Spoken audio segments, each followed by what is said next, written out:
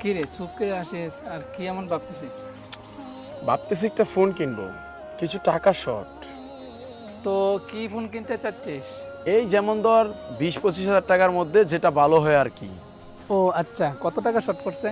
এই যেমন ধর 5,000 টাকার মতো শর্ট পড়ছে আর কি। দোস্ত দেখ, একটা মানিব্যাগ পরে রয়েছে। বাহ, ভিতরে তো অনেক টাকা রয়েছে। যাক, মোবাইলটা কিনতে পারবো কি তাহলে। বলিস তুই? টাকার মালিক তো তুই না।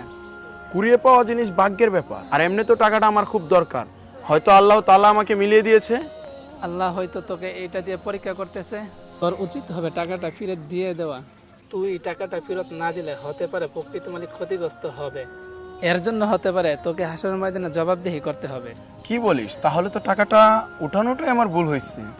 বিষয়টা এমন না, আল্লাহ হয়তো তাকে তোর মাধ্যমে উপকৃত করতে চাচ্ছে। তাহলে তো আমাদের উচিত হবে প্রকৃত মালিককে টাকাটা সঠিকভাবে পৌঁছে দেওয়া। ইনশাল্লাহ। চল তাহলে তাকে খুঁজে আমরা টাকাটা ফেরত দিই তাকে।